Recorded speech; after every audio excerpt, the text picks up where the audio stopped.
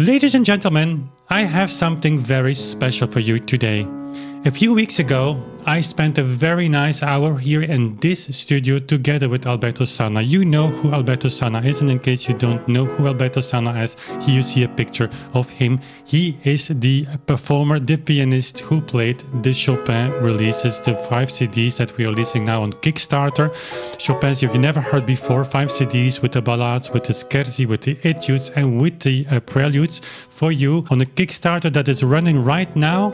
We have hit our goal, 86 people back this project, but there's of course plenty of room for all of you. So Alberto made these recordings, but also he is working on the full, complete actually keyboard works by Beethoven. Box number 1 has been released recently. Box number 2 will be released in December, as he was also my partner at the piano in the Symphonies project. So all 9 symphonies by Beethoven here in this beautiful 10 CD box. The Chopin box will be of course released now because we have met our threshold. But in the framework of that, we decided, Alberto and I, let's have just a conversation together. His background, his backstory, it's super fascinating. He was a kind of child prodigy in piano playing. He was meant to be prepared for the big competitions. He actually refused all of that to go the path that he chosen to work with me. So that is, you want to hear what he has to say about this, the reasons why he did that, what he believes, and also his relationship with Chopin, that composer grew on him while preparing for this project. The podcast is recorded as a podcast, meaning there is no camera, there is no visual. It was not possible here in the studio to rearrange everything, so it's just audio only. I will have something on top of that, but in the meantime, while you're listening, you can maybe scroll through our Kickstarter in case you haven't backed this project yet, because there might be something for you. We have 4 tier levels. In case you don't have a CD player yet, I recommend having one because, well, it's still a very good format for listening, high quality. But anyways, you can opt for the digital Chopin, which means you will get an access code for Bandcamp at a reduced price right now. It will be 50 after the Kickstarter ends. Now it's 40. And then you have the other normal tier levels, your collection, which is like the box, the CD box. And then you have collector's item and a lot of other things. Collector's items means you get 2 boxes. One is signed by Alberto and the other one is just something you can give to a friend or a family member or someone you know that might just enjoy listening to this Chopin show. You have a perfect gift for whatever occasion that might occur in the future. And then you have the Collector Plus. This is a tier level in which you can select the program that Alberto is going to play in a live stream concert later on. So, and of course, one of the things that all of you will get is you get your name in the booklet. So connecting your name to this unique release, because it is unique in the sense that there has never been a official recording with Chopin's music according to his metronome marks. And whatever you think about that concept that we have here, the WBMP, it is unique because it's the first time it happens. So you might want to have your name connected to this project by having it in the booklet. So of course there's a link in the description box to this Kickstarter for you to check it out. And with all of that out of the way, I wish you a very pleasant hour with our trusted Alberto and yours truly here in the studio with this podcast. Enjoy. So hello everyone and welcome here in my studio. I'm here in the company of Alberto Sanna. Hello everyone. And obviously we're making a call of a quick podcast, if you would like to call it like that, about our Chopin release. We have a Kickstarter right now, in case you haven't noticed that, a Kickstarter with 5 CDs of Chopin's music, 5 hours of recording. And that's obviously also going to be released on Bandcamp through download and high resolution streaming. And so I thought, since Alberto's here today to record another CD, not for Chopin, but for the second Beethoven complete keyboard works, why not just make use of that opportunity and to sit together and talk a little bit about Chopin, but also about Alberto, because Alberto, I think we have broadened our audience, and since last year, so to say, you're working, you're teaching, you are trying to build your life, you're a little bit outside of our YouTube channel as a face. So maybe a lot of people, or some people, or like a portion of the people that actually back our Kickstarters or watch the videos that we release on YouTube, don't know really who you are. So Maybe you can introduce yourself just in 5 words or in 5 sentences or in 5 seconds or 5 minutes, whatever you want. I'm a mainstream pianist doing the hip stuff. There you go. 5 words, maybe. Maybe I should start. What do you mean by that, mainstream pianist? Well, that's my background. That's my education. I studied when I was a kid, and then I did conservatory, my bachelor and my master's in normal conservatories. My bachelor in the States, in Los Angeles, and then my master here in Brussels. But I've never studied on HIP, Historical Performance Practice Department. So that's what maybe sets me a little bit apart from actually this world, but also now the mainstream world, because I don't think I belong anymore to either of them. As I was saying, I'm in no man's land, like a pianist doing recordings, making recordings on a historical instrument, but with mainstream technique, because I played also 20th century stuff, Rachmaninoff, Prokofiev, so all the things that you usually hear in the competitions. And so, yeah, that's my education,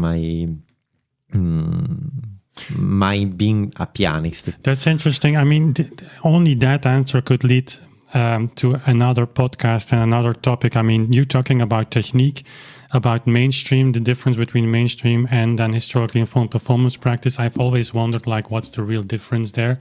It's like, it's not every musician actually searching for the historical quote unquote truth.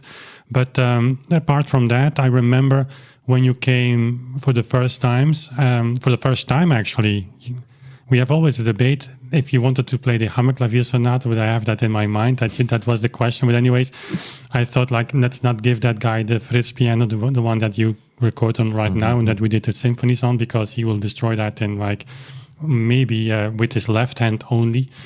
But I was surprised when you played on the Frenzel, and the Frenzel is another pianoforte that we have, an historical one. It's a little bit more heavy to play. How quickly you adapted to that instrument, and then you moved on to the Fritz, and I was really surprised how your touch actually became completely different of what I expected. So that is something that maybe is true for any pianist, in the sense that, or most pianists, that you develop more a kind of habit of listening to what you're doing and adapting to that situation. I don't know if you recognize that also with your colleagues, or is that something that I don't know. Certainly for me, I mean, the fact that as a pianist, you never get to play on your instrument. You already have to develop from early age the fact that you have to adapt to the instrument that you are playing. But of course, in that case, we are talking about the minor differences between modern instruments. Here we are talking about another universe, going from the Steinway, from the Yamaha to a Viennese pianoforte, which I've never played before. So it was really the first time in my life that I played on such an instrument coming here. And of course, you have to, in that case, you have to readapt your technique, and not just your balance, your idea of sound, your touch, everything. Mm-hmm. And so, yeah, I don't know how other pianists, other colleagues will deal with that, but yeah, certainly I managed to do that. Yeah. So we can just dive a little bit more into that and then move on to the next topic, not to make this podcast like for hours, but this is a very, very, very interesting thing. And also for me, it's, of course, you could say I come from the clavichord and the organ, and also I came to the forte piano. I was studying piano also in conservatory, not on the Prokofiev level, I have to admit that. I came from the Baroque, but I played Chopin, Brahms, and that stuff. But coming from the clavichord and the organ to the forte piano is a big step, and it's not. People sometimes think that it's playing light, it's like it has a light action, it's very easy to play, but it's actually very difficult to play. It's more difficult than the Steinway. Absolutely. I wouldn't say it's more difficult than the clavichord, but it's difficult in a certain way. The lightness of the key is also tricky. When you just hold your hand on the key and you press it a little bit, you don't have anything. So I was always surprised to to hear you play on that piano and how sensitive of a touch you developed immediately. And I remember during our rehearsals and preparations for the symphonies that we actually, those two worlds that you talked about, the hip world, the mainstream, whatever that may be, but we often had like little discussions and conversations about touch and about finger speed, about arm weight, because for the Czerny transcriptions of the Beethoven, oftentimes your left hand went run parallel with my right hand, and so we had to really, and we came closer to each other's playing, right? Yes, I mean, we had to search for a solution because otherwise you will have heard a little bit the difference in the technical approach, definitely. Yeah. And so then came, of course, all the plans. You coming, well, not yet. We are not yet there. You studied in Los Angeles and in Colburn University. And what is so, and some people will know that or remember that because we made some videos back in the days when you joined the club here, your backstory. But it's maybe good to bring this up in the context of this Chopin release, because actually Chopin brought us together, right? Yeah, because the first video that I saw on YouTube was your revolutionary etude, and I was still at the beginning of my last year in Los Angeles. And so I remember that, I mean, seeing that etude, listening to that etude was, of course, didn't really strike me that much. For me, it felt natural. I said, oh, okay, I mean, this makes a lot of sense, but I didn't understand at the beginning why it was written historical tempo reconstruction at historical tempo. It was even more provocative. It was in a real historical tempo. Yeah, something like that. And so after listening to the etude, I dove a little bit more into the matter. I saw other videos, and then I understood what that was about. And I just like all the scores that I read that I played before just appeared in front of me, because I remember seeing those metronome numbers. I remembered encountering the problem and saying, yeah, of course, this makes not only sense from a theoretical standpoint, but also from a practical standpoint. And I've seen this in many composers, and I've seen other colleagues struggling. So like yeah, it makes sense from any perspective, you know. And so I just started following the channel, and then when I came back to Europe, I decided to contact you and just have a talk, because I mean, I saw the potential. Talk to us a little bit about this, because it's a little bit strange in the world you grew up. Like people might not know Los Angeles Colburn University, but it's like high level. You had to play, you told me, like one concert program every 3 months. It was like for a very select like group of musicians. So you were selected. So you are there in let's say the elites of the pianists and all other musicians that were studying there. And like you were actually thinking about, in that context, about like scores, in the sense of like, there's a metronome mark, I cannot play that. So you were searching for a solution to that, or was something just that was in the back of your mind? It was in the back of my mind. I never given it a real thought, because I mean, I was still in that environment where people said, we don't have an answer, basically.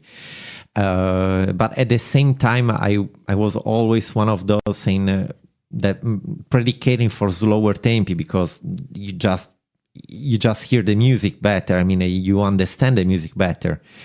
So contrary to that went really against every understanding of the modern understanding of those metronome marks. I was never one of those flashy musicians. I never wanted and never liked to perform in terms of speeds. Also because when I was listening to pieces played by others, I wasn't understanding them. And then when I played and studied them myself, I said, I was always thinking, but like now I understand, but I understand it not only because I'm playing that, but because I will do it differently. And that differently was always the tempo. And then I see your video and I just connected the dots. So that was my wake up call. Okay, but can you then explain let's dive into it a little bit more because it's intriguing and it's maybe a detail that we haven't been talking about like publicly, and maybe also not between you and me privately. Like, you are there in this school, very prestigious school with a lot of pressure, like practicing every 3 months a concerto and what have you, and so you're practicing like 50,000 hours a day. I don't know. But this is not a context where you are going to think of, okay, this whole beat concept makes sense. So it happened to you. But I don't know of many other musicians of your level, professional musicians, let's say, that make that click immediately. So have you any idea why it resonated with you other than like, okay, I want music to be played a little bit slower, but no, you went down the rabbit hole, so to say, right into the whole, like, this must be correct, connecting that to the metronome marks. Have you ever thought about this mechanism, how that? The general answer could be that my teachers at the time, the teachers that I always had, or even whether it was one lesson or many, they were preaching the same stuff. So, like to go slower? No, not go slower, but like your goal when you are learning a piece is to understand the composer's intentions, or to understand the score, which represents the composer's intention. And of course the same, the usual thing that teachers say, you see the metronome number, or you see this music needs to work at this tempo, and if you want to bring out all the intentions of the composer and everything that is in the score, of course you have to play at this tempo. So that not even that side doesn't. That side agrees with us. Tempo changes everything. It's crucial. But of course, if we are searching for the intentions of the composers, and if you have to bring up or to highlight all the important stuff and the understanding of the piece, the character, you have to start from the tempo that the composer had in mind. And of course, then, so actually they installed that idea on me. Otherwise, I was just playing the way I felt. Yeah. So then I know that doesn't answer completely the question, but actually that was the direction that people told me to look at. And then, of course, I see your video and I saw the discrepancies. Another one was my teacher was preaching to me, of course, when you choose your tempo, you need to make sure that you don't change your tempo when it is not indicated. And at the same time, he was telling me, but you see in this section, you can go a little bit more like this. And I was like, but you are the same. It is not indicated here. And you are still the same person that yesterday told me, you don't have to do it. I saw these discrepancies in the teaching, in the practice. So you preach something and then you tell me to, and then when I'm actually doing that, you tell me to do something else. So it doesn't make any sense to me. And of course, then I see your video, I go back to metro numbers, I analyze everything, and I say, everything comes together with this perspective, not with the other one. It's interesting. And how did your environment react to that, or didn't you speak with this with your teachers? Well, then? I remember I didn't talk about that with my teachers because already at the time I had the idea that in that world, the musicians, whether they are students or teachers, they say they care about the composer's intentions, but there's always one part that they leave out, which is we care about that as long as it matches with what we have in mind, what we believe they wanted, they meant. Yeah. And whenever you present them with facts, it's the same that we see in the comment box of the channel.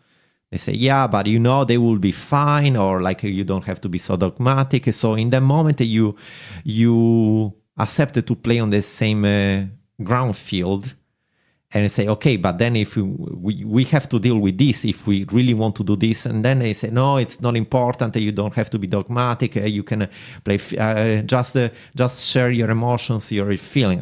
You cannot have it both. So in that regard, I never talked to them. I remember talking to a colleague of mine who was definitely more open to experiment, but also there I had a little bit of resistance in terms of duration. And that's why I wanted to talk to you about that, because that's the first thing that people bring. And I You mean, mean durations in the sense of like concert length? Of course. I mean, I was already convinced by your argument, and I didn't need to tackle that. But in a way, of course, if you want to present this matter, you have to give an answer to people, because, and in a way, I mean, you have to teach people how to think, how to research this matter, and say, look, these two things are not the same thing. And actually, this is the way that I do when I talk to people, and they say, yeah, but we have durations. And I usually say, can you define the two of them? Because the moment they think about that and say, durations are how people played, and the metro number is the tempo the composer had in mind. And then there's my follow-up question. Are the same? Yeah, and then are those the same? And yeah, that's actually that's true. I mean, yeah, durations. And then you should also talk about like what are the facts that are presented in those gathered data of durations. But yes, I didn't talk to anybody. I tried to experiment and to play like this, and the reaction was always both ways. Like people really liked it. So like I never had anything like so touching.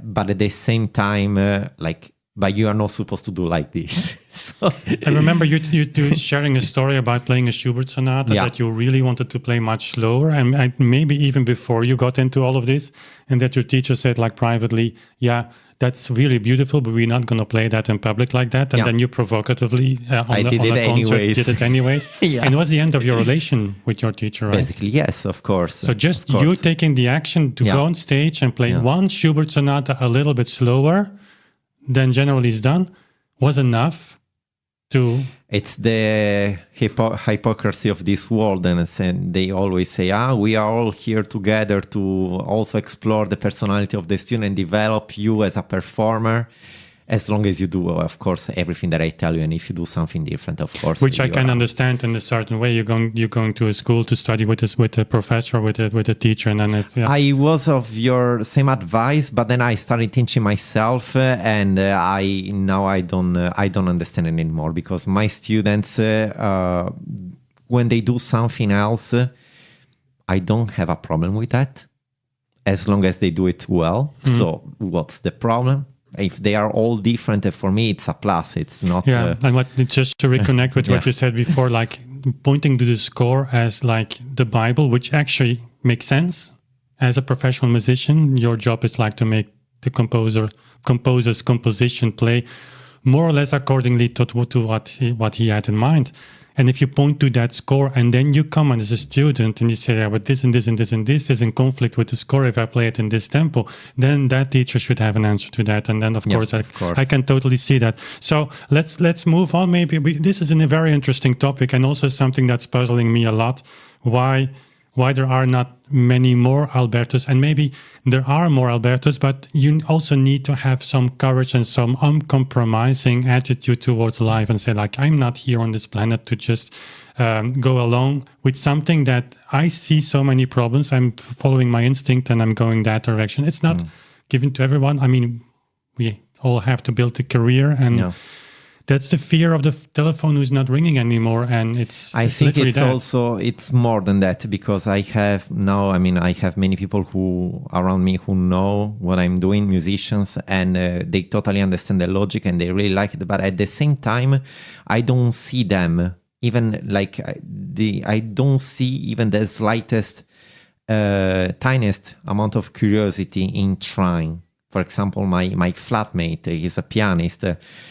He knows what I'm doing. He's totally convinced. He really likes, but he never set the piano and tried for himself. And there is what I do understand and I do not understand at the same time. So like I do understand that it is difficult to let go what you want to make out of the music. And that you want to express yourself and everything. And it's okay, but at the same time, I don't understand why, for what reason you wouldn't try even 10 minutes to have a glimpse of that world. It doesn't. I mean, it's like what we say. If Beethoven will come back today and will play for 10 minutes one of his sonatas, would you listen to him? Yeah. Would you do it? And what would you take from that? What would you learn something? Would you change something, or just would you listen to that? And they don't do it. They don't sit at the piano and try for the sake of trying, because it's difficult. I get it, but at the same time, I mean, we are there to claim that we bring this music to the general public. Like, do we want them to understand this or not? Yeah, that's my open question. Yeah, and it's also something that I think we are. Let's say we introduced this practice, this whole beat practice, this way of playing to the general public, as you said. Of course, we are not the first to come with the idea. Our research is connected to that of Lorenz Gadi, and of course, we are developing that even further. You could say those are details that we are developing, but the idea is there. But we are still very close, and like we play Beethoven now, Chopin, things are coming on CD and recordings, and the world is like slowly responding to that. And I can imagine that we are too close on this in history to see what will happen and how this is going to develop. And for us, of course, we are so deep into this, and that you say, okay, but wouldn't you care if Chopin came back and played like one of his nocturnes? Just the curiosity. It's like, how can you not be? It's the meaning. I mean, not the meaning of your life, but the meaning what you do as a pianist or as a musician. Like Yeah, and then the question comes to mind, like, okay, do you serve the composer, yes or no? And if you, and that's for me also strange to understand. That's maybe a philosophical question, or like even psychological question. Like, okay, but when you accept this, when you say, okay, there's a logic to that, there is no other solution, which I think there is no other solution. You have two ways of using the metronome. When one doesn't work on such a large scale, then the other remains, and there we can play all the tempi. Yeah. And the music changes, of course, not in all Chopin pieces. We can talk about that. But then when you know that, you're sitting at the piano and saying, okay, I'm not going to do that, knowing that that's what the composer had in mind. Well, that's the floor of what the composer had in mind. What you built on top of that, you can debate that, or you can discuss that, and that's the interesting thing. Tempo is, of course, directing you in a certain firm way to a certain position. Yeah. But from there, you can go multiple ways. That's indeed a question, and I think we need some more time to go over that. But what I wanted to come back to your personal career, because you had then these issues with your teacher in Colburn. You saw my video. You not literally the next day, but like kind of the seed was planted to come to Eurobank, and then one of your first visits was really to our place. I think it was 2019 in July. It was a heat wave. I remember that. It was very warm. And so you came to my place, and immediately actually we had the idea, like, can we maybe collaborate? Because I have to say, for me, back in the days, the pianoforte was already there. I remember that days before you came, Joris Potflieger was still working on the dampers, and he was so the piano was not ready. But of course, I totally saw, like, okay, the later Beethoven sonatas, the Chopin stuff, I was not able to do, and the research and the clavichord, and then my other projects, and then also study that, because you enter territory where music becomes more complex. And so we actually on day one decided to start a collaboration. Yeah. It was definitely I needed some time to learn how to play on the pianoforte, and maybe the first year we used the recordings of the first year to, especially me, to adapt. Yeah, because you lived in Berlin at the day. Yeah. That was like 6 hours train. Yeah. So it was not evident for you to come. And then I moved to Brussels, and then from that point on, we started like... You actually built your career path in function of this project, right? Actually, yes. I was living in Germany. I was trying to settle in Germany because, just because. And then everything brought me here to Belgium. Yeah, and then this project, you are now living in Brussels. You did your master's in Brussels, also to be closer to the project, and your master's also for your degree, and then that's beneficial for your teaching and what have you. Yeah. So with Jan Michiels, also there was no... Because at the time that you were in Brussels, we were already recording the 32 sonatas. And before I even stepped in the conservatory, they knew who I was. And everyone in the piano department knew who I was. But they didn't told you, right? that they knew that you were doing this stuff? Not immediately, not from the Monopiano department, from the historical performance practice department. Yes, I knew immediately, but I immediately knew about the pushback, and I didn't feel like I wanted to. Big word. I didn't want to waste my time, not in the terms of these people don't deserve to talk to, but it's just like if you're in that position and this is your default perspective, knowing that you don't have the answers, then I'm sorry, I don't want to put you in any difficulty by asking you to sit at the piano and show me how you play that Cernitude. So I just gave up on the idea and said, okay, whatever. Yeah. Maybe that's for later in the future when we will be more open to talk. I mean, those people will be more open to talk. We are, by the way, still waiting for a symposium because that was suggested. That was one of the things that actually students came up to the teacher and said, like, hey, we have a symposium, historically informed performance practice, and like bringing together all provocative ideas. Actually, the students, my colleagues, met me, and some of them wanted to try to play in that way, and they went to my teacher playing like that, and immediately they felt the pressure, and then they came to talk to me. Your teachers? Yeah, they came to talk to me, and after 1 year that they knew perfectly that what I was doing, and said, oh, look, I'm open to talk anytime in front of a general public. The Flemish Brussels Conservatory, which is where I studied, has every year in February the so-called research week, where they present different performances or new researches or like any sort of things. I said, like, let's make use of that time. We are open to talk to you anytime in front of a piano, 200 scores and a metronome number. And that symposium never came. So that's something that is really important to mention, because when people know us and know our work, maybe also through Patreon even, and get very close to us, like we know patrons personally and things like that, you often hear like, yeah, but when I say also to friends, like, yeah, but even talking about this is like almost not possible. And then some of my friends say like, yeah, but that's not, I mean, yeah, now you exaggerate. That's not possible. Of course, talking. I mean, mentioning your teacher in Brussels, I mean, of course, he's one of those that actually, and that's true, that is like very interested in like finding out and researching and things like that. He's an excellent professor in that regard.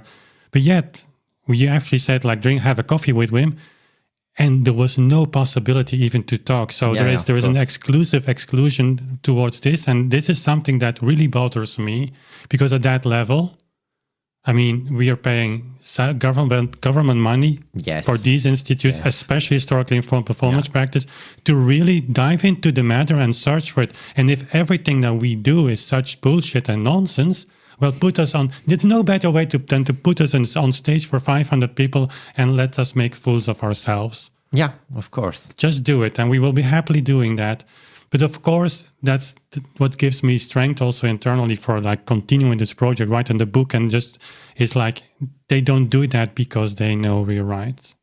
And I'm not a conspiracy theorist. I take my vaccines if I have to. I mean, if the doctors, like, I'm absolutely far from that. I believe in science, but this is like what you said. Maybe like they've built a golden cage for themselves, and that's nice to live in, but you cannot break out. And we just have to wait for a little bit more of this. I mean, I'm positive, and I'm not wanting to be negative on these people or professors. I mean, everybody plays a role, and you are in a society, you are in a connection, a human connection, and sometimes it's hard to just step aside and say, I'm going to do this no matter what. But you did that, and so you came to Europe, you came to my place, we started to collaborate. You could say in a way, Alberto, that you have a brother that is a concert pianist as well. He has a completely different career path that with more focused on ensemble playing, if I'm well informed, but he has quite a career right now. Yeah. And you could say you threw away all of that because of this stupid whole beat idea. In a way, it's very brutally said, but black and white, but in a way... Yeah, it depends from what perspective you want to see that, of course. I don't personally feel like that because what I had access to, for me, it's like I'm the only one in the world. It's like how much luckier than this can I be?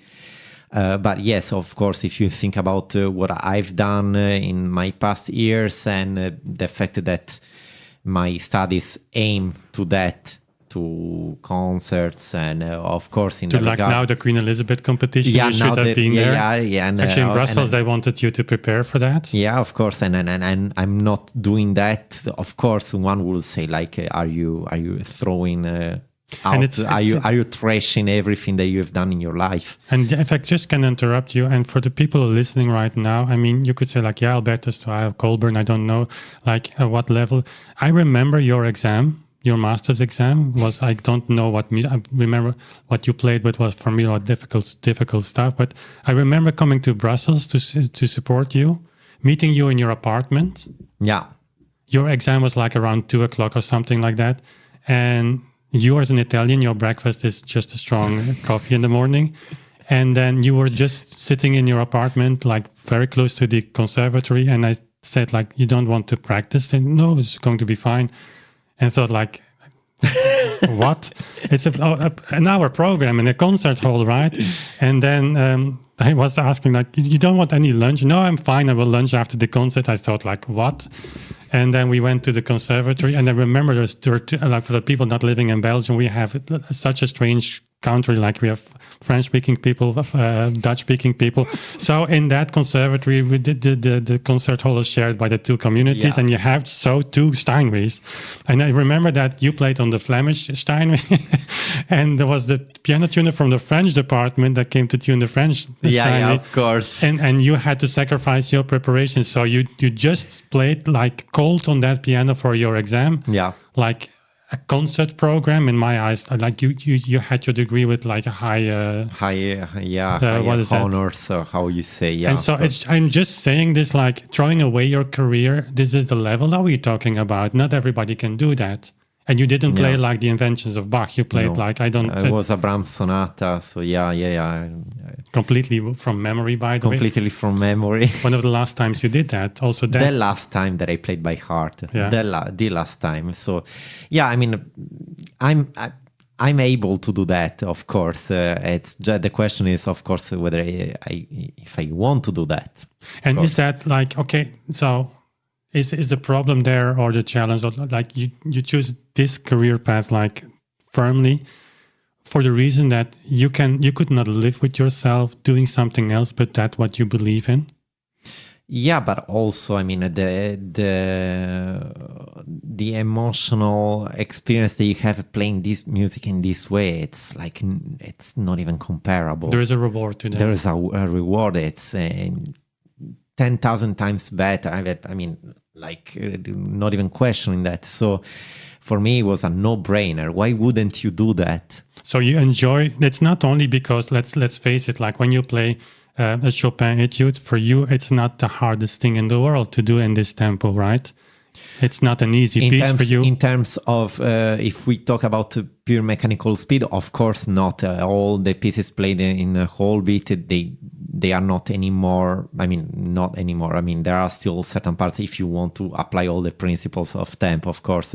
But yes, in terms of pure speed, you are rarely pushed to the limit. So it's not only that you are a little bit more at ease when you play, that you say, okay, I feel much better as a musician. There's such a musical reward. It's also the result that you... But all the other things that you have to do, like playing this way becomes 10 times harder. Yeah. And that's why many people also don't do it, because they didn't develop that toolbox, and they try, it doesn't sound convincing musically, and they say, I mean, it doesn't work. What they are actually saying, they want to say whole beat doesn't work, but what they are actually saying is the way I play in whole beat is not convincing. And it's totally understandable. It's not that when I started was that of the quality that is now. Of course, it takes time, but you have to be willing to walk the path.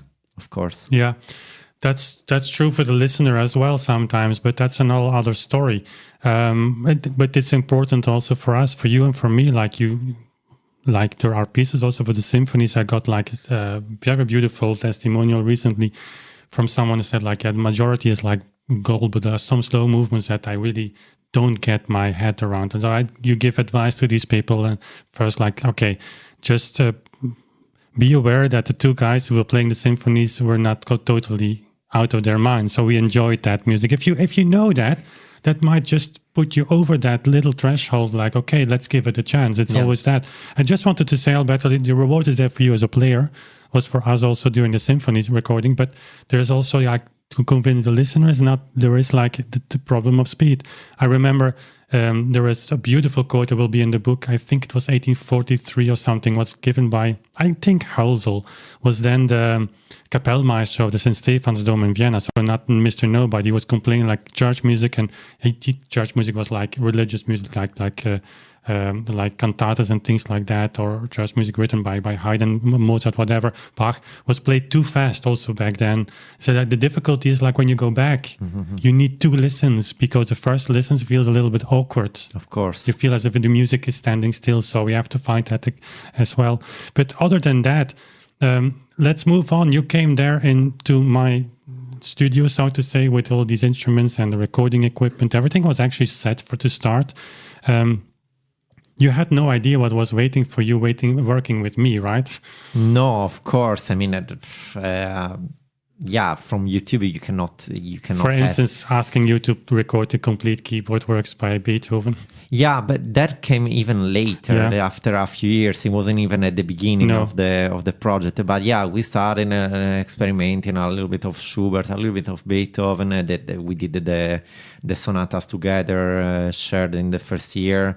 Then we decided to go for the symphonies. And then while we were doing the symphonies, I decided to give it a shot to Chopin. Maybe that's a good connection that we can have now, like talking about how we got here, like why. Because Chopin is recorded in 2021, was actually before we started with the Beethoven symphonies. We were thinking about the symphonies. We were starting the symphony already, like maybe 2 symphonies were already recording. So it was actually really at the beginning of the symphonies, and we just had recorded all the sonatas. And so, of course, that was the moving on to the next project. And I was saying, okay, we did the sonatas, that's fine. We are doing the symphonies, but maybe I want to do something by myself, and why not? Actually, you suggested that I will do Chopin. Because Chopin was not on your bucket list right then, right? Not at the beginning, at the beginning. And so and I accepted because I like doing things that I don't know. And so before that, I've never played a lot of Chopin. Not because I didn't like it, but just because, I mean, I never felt like I was the right type of musician to do so. For some reason, I don't know why. I mean, I don't know. I just didn't. Because when you came to my place, I remember, and correct me if I'm right or wrong, I remember you as being someone really focused on Schumann and Brahms, and then Rachmaninoff, Prokofiev, right? Yeah. A lot of Schubert, Schumann, Brahms, Schubert as well, Yeah, of course. But Beethoven as well, but I mean, Beethoven, I didn't want to touch anything because it was like a shared project, and so that idea of me doing alone all of that came later. But then, developing all of this, you told me, but like there are many metro numbers also for Chopin's works, especially Kulak. I had no idea that this guy existed. So to Kulak, say Czerny student. Of course.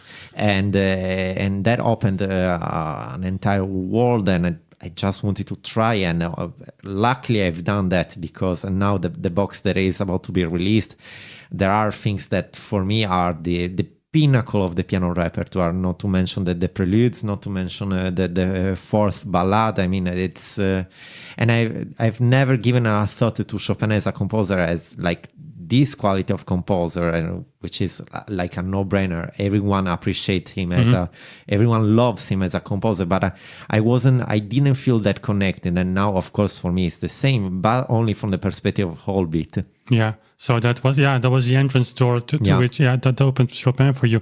I remember when you came, like the first visits you had, we were not even thinking about playing that music on the Fritz Viennese Forte piano. So that's the same piano, if people don't know, that we recorded Beethoven music on in 1816 in pianoforte. We can talk about that in a second, but I remember that you instinctively went, even not to the Frenzel, which is a little bit later, 1825, but to the Erard, 1866. And I pulled up the preludes for you, just basically sight read or try, and I said like, okay, figure out the tempo. And I marked the metronome mark, so the tempo that you have, and I think like 80% was spot on Kulak. Yeah, I remember and that was a lesson, and I've noticed that with other musicians as well, professional and amateurs both, that when you are dealing with this like a little bit longer, that you develop quickly this old instinct for the correct tempo. And I'm not talking about 5% here and there, but you were oftentimes spot on. Yeah, of course. And so I think there we developed the idea of like first the preludes, and then you said, okay, let's take some more music. And then, of course, the etudes, because the etudes, actually, we should mention, those were the first thing that I recorded of Chopin. And not the preludes, I forgot that. The etudes, because you have the Chopin's original metronome numbers, but also it are the most known work, but not only that, it are seen as the pinnacle of piano technique. Today, a pianist who can play, all the Chopin etudes is seen like you have nothing else to learn. You are a complete pianist. And in a way, it's also true. It are not easy, but there's definitely much more difficult stuff. Yeah, that's something, Alberto, that keeps surprising me that just compare a score of an etude by Chopin with one of Liszt. The transcendental etude. Then Chopin is a joke in terms of technique, not in terms of composition. And he is true innovative, but from a very classical, old principled school. Yeah, he is an updated Clementi Kramer in a way. And so the idea was, of course, because I also like being a little bit provocative, is want to revisit this idea of Chopin as the superhuman with his etudes that are basically impossible for the top 0.001 percentage of pianists in the world. It's not like that. It are not for everyone, but like for the level of technique that pianists have today, many more of them than what we actually believe could play them in the way that he meant.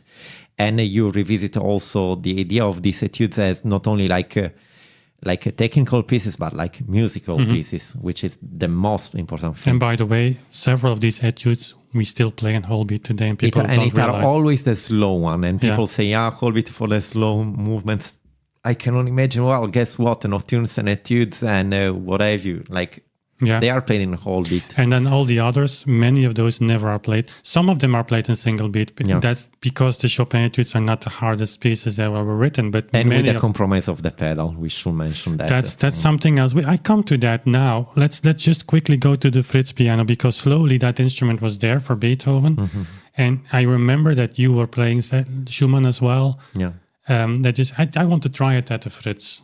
And that I was saying there, me, the historically informed musician, hey, that instrument is too early. And you say, I want to do it anyways. And then, of course, that instrument is phenomenal. Yeah. That shouldn't exist almost, this level of piano. Like the treble of that piano is like we would say un-Viennese, but I cannot say that because it's a Viennese piano. And the Fritz pianos are known for their treble. Pottfliege did, of course, his little trick there, like to build an excellent, exceptional instrument. But then Chopin on that instrument, I thought it wasn't going to work. But I even remember the moment and the piece that I played that immediately convinced me. I think I tried at the beginning of the Fantasy. Oh yeah, which is not on the CD box. Which is not on the CD, but it will be definitely recorded. And I remember trying the beginning, those dissonances on that piano. I had no doubt anymore. I said, we have to do it here. Of course, the problem was, okay, what do you do with the missing keys in the lower octave? But honestly, I'm also saying that for the people who will listen to the CD, you you will not miss that. No. You will not miss that.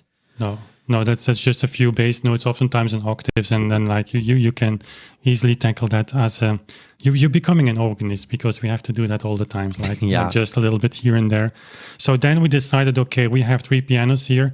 I would say 5 years ago, I would say we go for the Erard as an 1866 instrument, but the Erard was very conservative in building.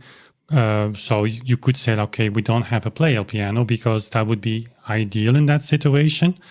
But the Erard was like, okay, it felt when I was playing 20 years ago, or even more, it felt like it's too modern for Chopin. It lacks a little bit of sensitivity and touch, but it's our details, of course, we're talking about. All of that was on the Fritz. And if you think about it, it will also be in the booklet of the CD box.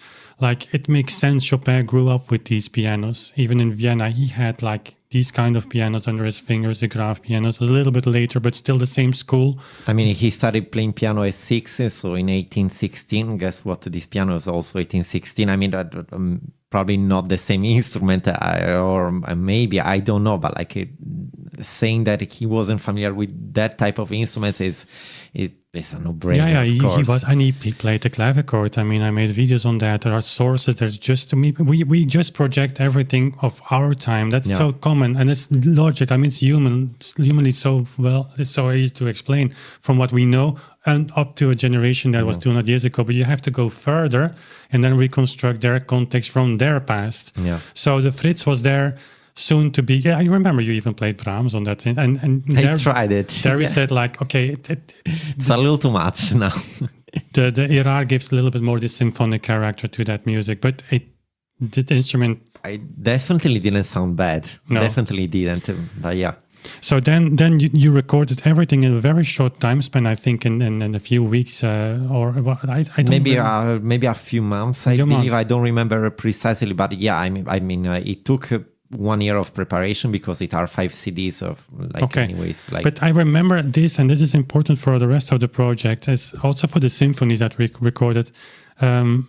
You had the idea, because you said we were already recording symphonies. That's true, but these recordings we didn't keep. We were actually later, like the 5th symphony was the 3rd version that we published on the CDs, Something I think, like and that, it was like March. I checked it, March 21. It was like during the Chopin recordings, but you started the Chopin recordings before.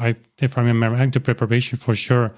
But also remember that you had something that played, and we had discussions about that. Like, okay. Pedal use, fingering, all that kind of stuff. You have the tempo, and then you said like, well, the rest is also important. And I remember me saying like, okay, but pedal, like, yeah, we don't know yet, and me, the informed, you just not informed. And you returned from Berlin one day, and you said like, what would happen if we pretend that these composers were no stupid people and they knew what they were doing? Mm-hmm. And I remember that I still had an answer like, yeah, but the 18th century Beethoven sonatas, we don't know about the pedal because he didn't indicate that. And he said it's all blah, blah, blah, blah, because he started to indicate it one day. Yeah. And it's true. But when you go to Chopin, you don't have a choice, because nobody is following. There is crystal clear. Chopin maybe is one of the few that gives you, like, because I can understand with Schumann, with Brahms, you don't have. That's another thing. Or even Liszt is not always like, there are scores where it seems to be okay and scores where you have nothing, of course. But in Chopin, there's no doubt, because people say, but it indicates only when it's not evident, obvious. Yeah, what do you do with the first etude in C major, where he puts the pedal for every harmony for the entirety of the etude, and he changes with the left hand? How much more obvious than that can it be? And yet he puts it from the first bar to the last bar. Every time he indicates the change of pedal, the release of the pedal, it's meticulous. So you cannot say then, when you come to the revolutionary etude, that, of course he didn't mark because it was, it was obvious that you have to put it. No, because it was obvious also in the first one. And yet there he puts it. So. And it's even like the 4th prelude. I made a video recently, like where you played all these staccati, the notes, the 8 notes, and the lamento largo. Without pedal, everybody uses a pedal there, but then it comes like the bass note, the A, I think the bass in the chord that he wants to hold, there's pedal for 2 bars. Yeah. So why would you indicate that? So that's one of these things. Also, tempo stability was something that you really took seriously. where I was a little bit more, and you can still hear that on the recordings on YouTube of my Beethoven sonatas, that I was a little bit more fluctuating, like more of the timing, Italian flavor. We have often jokes. But you convinced me also, like, okay, but this is a kind of strict school, and Chopin, we do not connect that, but with the Style Sévère of Alcon, for instance, like just you do. But when you start seeing that, when you take that perspective, you see it everywhere, like Czerny and other instructors, like in their books and their piano schools, write like you only deviate from the given tempo and the composer indicate most of the same stuff. Chopin came from that school, so use of pedal, strictness of tempo. You started to develop this level or this philosophy of performance practice that we actually implied on the symphonies a lot. And you could say, am I right that these Chopin recordings actually raised the bar? They put like a new threshold of quality is a big word, but like standards of playing. Yeah, definitely for what we want to do, of course. Yeah. I think that it became also very helpful, like when we have to record stuff. I mean, you are on the same tempo, there's no problem at all in post-production editing. Yeah. So, but in general, yes. And of course in Chopin, I mean, the perfect example is always the last prelude, when you have this strictness of time and this ornamentation. The effect is amazing. Yeah. It's breathtaking. It's Same there. I made a video on that as well. Also showing the compromises that people make, because of course they add beats to the bar in order to make the music fit. But we're so used to hearing that like this that it sounds natural. Yeah. And so the listening experience becomes the score today, and we don't see that. We reconstruct the score based on what we heard. Yeah. But it's true when you have then the left hand like ta-ka-ta-ta-tam, ta-ka-ta-ta-tam, that people might be like, oh, there is no passion, there is no energy. But that's the thing, of course, when people listen, and would urge people when listen to the Chopin music. And once it's on Bandcamp, you can listen there for 3 times. But of course, it's better to back our Kickstarter. But anyways, to just give it time. Stefan was, we had a podcast for Patreon last Saturday. And he had one sentence, I noted it down, but it's not in front of me. But that was something like, you have to accept the music as it is. Yeah. And it's also for a performance. You just lean back. You don't think, you don't expect. Yeah. You just wait. Yeah. And then oftentimes the effect, no surprise, comes at the end, like, and after the piece is played, you say like, what was this? It's like a movie. It's like nobody will start watching the first scene of a movie already shot. I don't feel the excitement of, sometimes it happens, but yeah, let it develop. Let it develop, yeah. Let it develop. So yeah, it's. I mean, this Chopin. I'm really, really, really happy we're going to release that, because it was like you recorded that. We started with the symphonies, and then the symphonies, of course, were tied to the project of the book, Fixing the Beethoven Mistake, and the symphonies was a huge project. We worked like 3 years in recording, I think, of those, and you were like. Guiding also me through that project. I remember re-recording the first symphony, re-recording again the fifth symphony, where I said like, oh yeah, it's so. But I have to say, Alberto, like coming back to what you said at the beginning, I'm a mainstream pianist. I'm no longer I'm a mainstream pianist. I'm not a hip player, whatever, in no man's land. But that's true for me as well, and it shows that when you collaborate with someone in a really open mind, that. I know you learned from me, but I learned a lot from you. I became a different player. And the symphonies came there, of course, and we wanted to finish them. Then came like the idea, how are we going to release them? We had one Kickstarter plan. That was the preludes actually at the beginning of Chopin. Just to try not to spoil the Beethoven symphonies, because were things going to develop? And you said, no, there is only one piece we can start with. That's the Fifth Symphony. So we took the Fifth Symphony as a first recording, made also a vinyl disc out of it. So it was a long project with a lot of problems with the vinyl disc production. Remember that? Oh yeah. The company now has gone bankrupt. Not to say that this disc is one of the most beautiful pressings that I know. Yeah, this beautifully done. There is a certain flavor in the sound of that Fifth Symphony on that vinyl disc that's like that's unbeatable. But anyways, we had to reject multiple first pressings, and then finally the product came. But we were 1 year later. We had already all the symphonies, and now we were thinking, okay, and we have 5 CDs of Chopin. Yeah. And then we were thinking how we're going to release that. And you remember we thought in pairs, the 8th symphony with whatever. In pairs, and then I think it was Stefan. We were simultaneously sending a voice message like, that makes no sense. I have one box. And then, of course, we were again a little bit scared because like 10 CDs was a very expensive production. Kickstarter, the biggest money threshold we ever raised. And so we created the product that, like in the Hormozy style, that's an entrepreneur. We're reading some books like that, making the product so good that people would feel stupid to resist it. Yeah. And so we created the full Beethoven experience with a full notation course where I went over all the movements, not realizing that it would take me a little bit of time. So I worked like a year to finishing that. Yeah. And in the meantime, Stefan said, rightfully so, we're not going to release anything else until we finish a product. Okay, so 1 year again. Then you're already with the Beethoven keyboard works, with the book. So we were prioritizing this one. Yeah. By the way, the complete keyboard works were supposed to be released and kickstarted last December. We postponed that because I didn't finish the notation course. Now everything is there.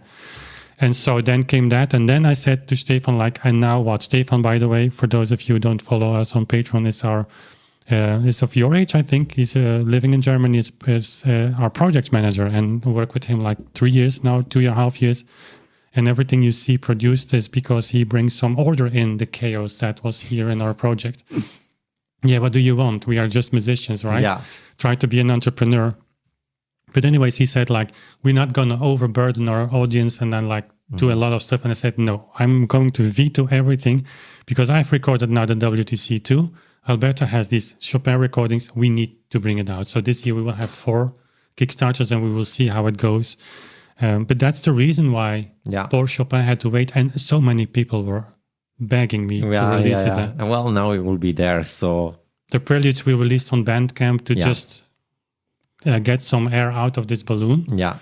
But now it's going to be done. So, but Alberto, like to close this podcast, we have touched a lot of topics, I think. But one thing you have to inform us about is like what's the future, and another thing is connected to that, because it was a little bit your idea. The division now between us for you playing the piano, I playing the clavichord and the organ. It was your idea. I remember we had a meeting with Stefan. Well, it's in my opinion, it's not really like the idea of having so separate. It's more that for you maybe it's difficult to change all the time from the clavichord to the. That's not easy. It's true. Yeah, and so since the clavichord is. He should deserve way more space than what he actually has right now, with what he currently has. Then it makes sense that at least for a certain amount of time you release the most important things that you can record on that instrument, and then maybe if you want to go back to the piano and do other stuff, I mean, of course, it's possible. But to diversify everything, we have to. It was a good call because also then I recorded an organ CD in Leuven, the conscious organ. Also that came in the raw, like insert before Chopin. But and people ask me that all the time, like, listen, the symphony recordings for me, that's the greatest musical experience of my life. It's not going to be beaten, ever. Maybe when I'm in front of an orchestra. Maybe. But just, and I think it's true for you as well, partly, this music on that piano, this collaboration. But it's true, like going back and forth from the clavichord. The organ is a little bit easier, but the piano is not easy to play in the clavichord neither. And so there's a lot of Bach, and also the project Authentic Sound. That's Authentic Sound, the name is actually given. That's the sound of the clavichord that I wanted to actually get a little bit more into the general audience's ears. But there is Mozart coming as well, the complete keyboard works by Mozart on clavichord. And for the future, since you asked, maybe we touched upon the Playel that you have. That's a question first, like there is going to be a second volume, right, of Chopin, if this Kickstarter is successful. Definitely, yes. And then we have this 1838 Playel pianino. Yeah. You remember when we started, and it wasn't 2021, we had someone coming over Yeah, to something have like a quote that. for the Yeah. restoration. Yeah. It was not so cheap, but the time was not right. We didn't do that. But if you have a second volume, so obviously you're going to finish the Beethoven keyboard works. That will be this year, and next year you will be full-time recording, because then comes the Hammerklavier sonatas and Yeah. all the difficult things again. But then the year thereafter, there is either going to be Chopin Volume 2 or Schubert maybe sonatas. That's also a possibility, right? Yeah, I mean, it's a little bit on the call of people, I would Yeah. say. If they really appreciate this Chopin, we no problem with postponing Schubert and just deliver another Chopin's box or whatever. But if we choose to go for the restoration of that Play pianino, it will take time anyways. Yeah. But then the question will be again, like, that will be a beautiful piano, but a very different sound what people expect. It's even when most people that are not familiar with historical instruments, they would be surprised. I can imagine that a Play piano, a grand piano, sounds older than the Fritz. Yeah. But that pianino only has 2 strings. That's very intimate. That's a chamber instrument, and it's just for people sitting around, upright. I mean, it's as light as a Fritz. That's the reason why probably Chopin chose for it. The sound maybe also, but people also generally forget how weak Chopin was. I think he chose for the instrument with the least resistance. Yeah, absolutely. And that pianino, and of course that suited his technique. He could fly literally over the keyboard with his bel canto ornamentation. But then the question comes, like, if we then would have potentially have a successful Kickstarter for the restoration of that pianino, what about the Fritz? Are you addicted to that instrument, or could you say like this? Oh, yeah, I don't lie, and so yes, I'm addicted to that instrument. But the preludes inevitably you will have to do again, because No those problem. were like 1838 was the year he was on Mallorca, Chopin. Yeah. He got a Pleyel from Pleyel, literally there. But that's the same series. So my piano could have been like on the same line next to the one he used. So that's actually unique. No, absolutely. I mean, no problem. Like, I don't feel personally any pain in re-recording the preludes on that piano, and not even all the other works, of course. So it could be a project also, not only documenting that restoration, but also your approach to that instrument, or maybe my approach if I would like to play on it, just to see like, okay, what do we experience differently compared to the Fritz, differently compared to the Erard even. So I'm looking forward to that, and I'm looking forward to the release of this Chopin, I'm sorry, keyboard works on CD. It will also be on streaming and download, obviously. But I think you would want to have the CD box, because we're building a collection. Thanks to also like a designer we have, Laurent. That's unbelievable what he's doing with the branding, the colors, and just the way it looks. And so then moving forward to another Beethoven, some Bach. Some is actually coming from Colburn, Los Angeles to Belgium, like we talked about the career path. And let's say we can make a lot of music. We can choose the pieces that we want to record. And so we don't have any reasons to complain, right? Absolutely not. Luckiest musician in the world. I always say that about myself. So, well, those are nice words to end. So we will definitely talk more about Chopin also in the context of the release on Kickstarter. There are some podcasts that we're going to prepare, you and I, diving more into the listening experience. We did that for the symphonies, actually very extensively. I think there was like, how many hours did we record? More than 20 hours. 20 hours. It's all available on the website, by the way.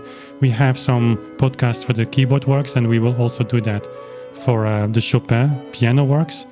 And so, Alberto, I'm happy that you end this podcast saying that you are the happiest musician on this planet, and so what can someone like me wish more for? So let's close it like that. Thank you for this conversation. Thank you. And if you have more questions or want to have more information, you know where to find us. For now, if you haven't checked out our Kickstarter campaign, if you listen this podcast in the period between 2nd of June and 1st of July of 2025, then please do so. There's a whole story also, the background of the project, the reasons why we play like that. I've built actually a completely new info page there. You can find all the information. So thank you for being part of this project. And for now, we definitely gonna hear each other, not see each other because it's a podcast very soon again. Bye. Bye.